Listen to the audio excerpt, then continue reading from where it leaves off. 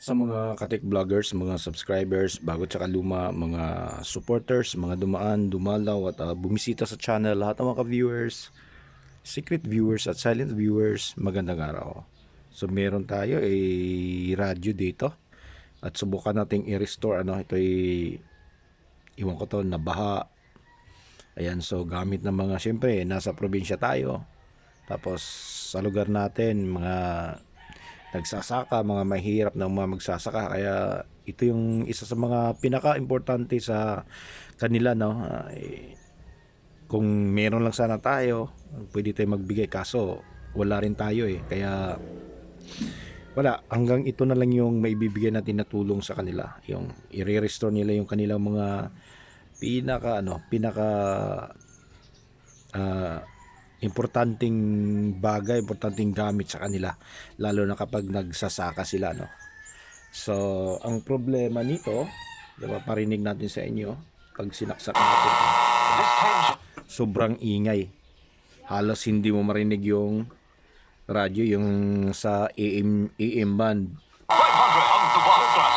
Yan, so sobrang ingay, tapos yung pa nalaglag pa yung transformer niya. Ang susubukan natin ngayon, sa pagka ganun kaingay, subukan nating palitan tong filter capacitor nito kung uubra. Try lang natin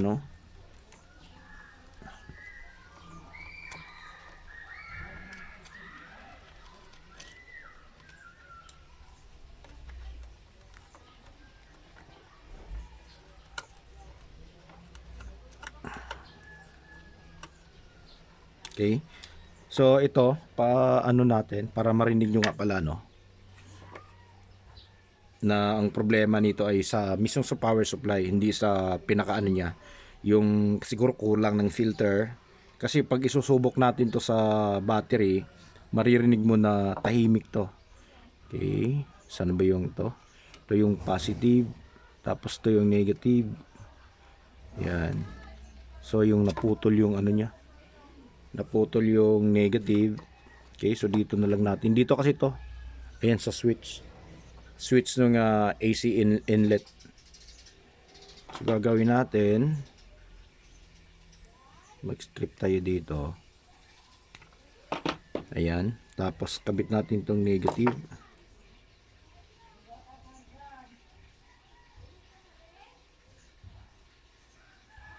tusok natin tong positive dito. Hindi mo problema pag dapat hiluan ng Ayan, napakatahimik ang healthy way to balance. Ayan, so kailangan pagka mga ganitong problema, huwag ka munang dumiretso, subok mo muna battery kung malinaw ba yung resulta, para malaman mo kung meron ka ng clue kung saan ka babanat.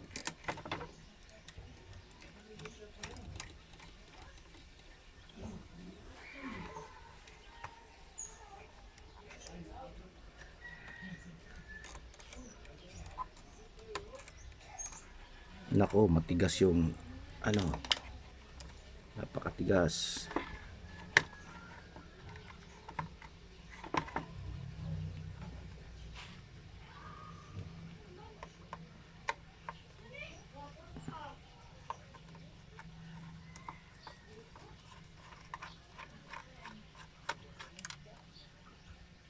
Yan, hindi pala kasali ito. Yan, hindi kasali yan. Ito lang.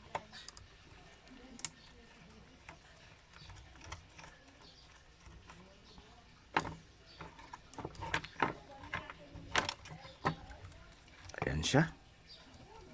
Napakadumi pala, sobrang dumi. So kailangan nating sabunan na naman to, tapos ibabad. Pero bago natin yan linisin, subukan muna nating palitan to, itong capacitor na to.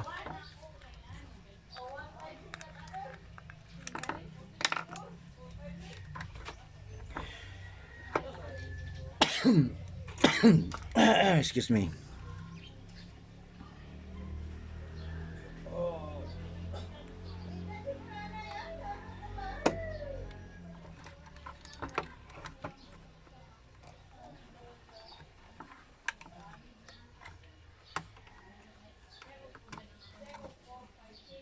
Ayan. Okay. So, subukan natin palitan to.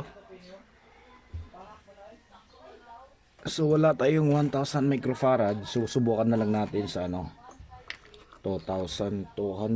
Meron tayo dito. Okay, so wala namang problema. Ang importante, kapag sinara mo, di siya sasayad. So, walang problema kung mas mataas na value yung capacitor na kabit natin.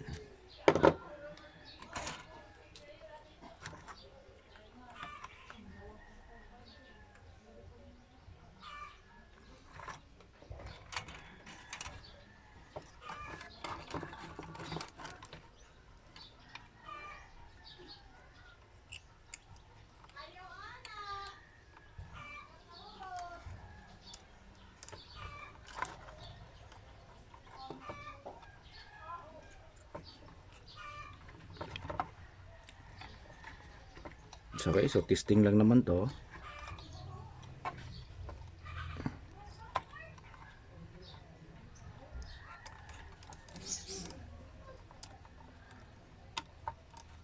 Ayan.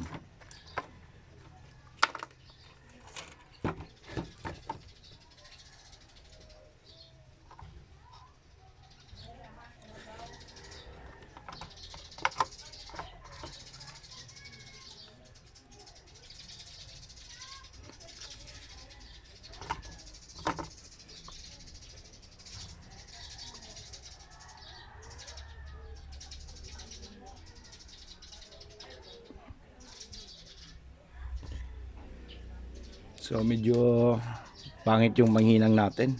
Sira kasi yung ano natin, yung isang mataas ang wattage. So, yan. Susubok na lang natin, ano. Try natin. Okay. So, maingay pa rin. Isa sa mga ano natin dyan. Pero, isa sa mga titirahin natin dyan, ito. Yung kanyang power supply. Yan, no? Kasasaksak lang ang init. Baka nung nabaha to, pinasok ng tubig. Tapos ginamit ng ano, ginamit agad ng may-ari. Ayan, medyo nalukot ng kunti yung ano niya. Primary niya dito banda. Kaya subukan natin yan, subukan natin palitan, ano.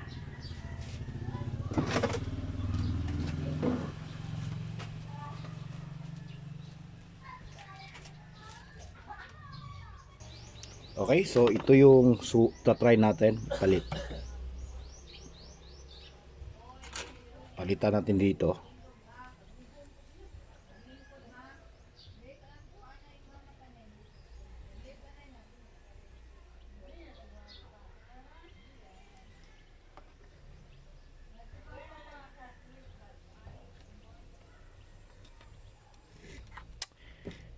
Okay, so subukan natin.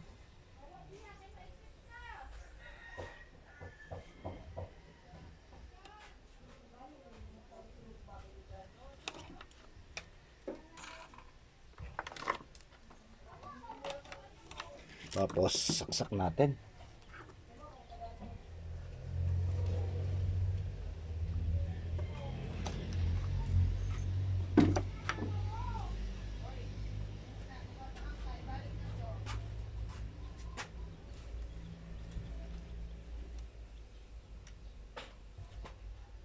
Hindi pala to, mali.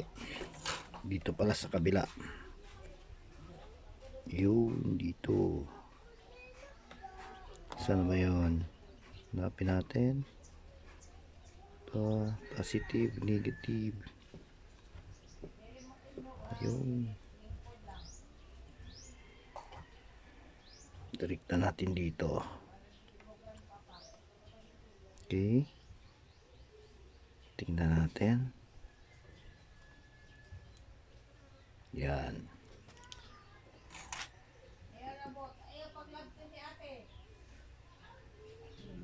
Okay, let's try.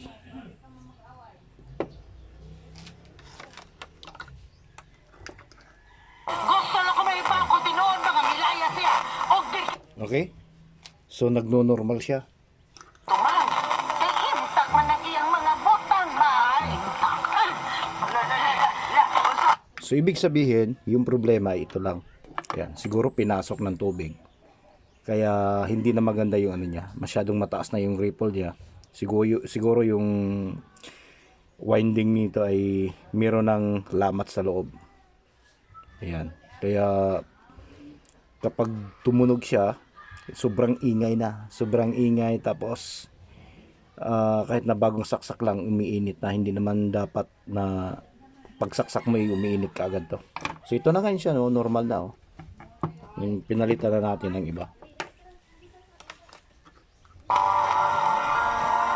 Ayan.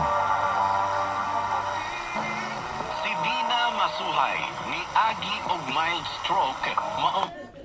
Okay, so ito lang yung problema niya. So papalitan na lang natin yan pagkatapos, at before natin papalitan to, lilinisin natin, sasabunan natin, tapos ibabalik natin yung dating hitsura niya. Kahit na medyo kupas na, importante malinis siya.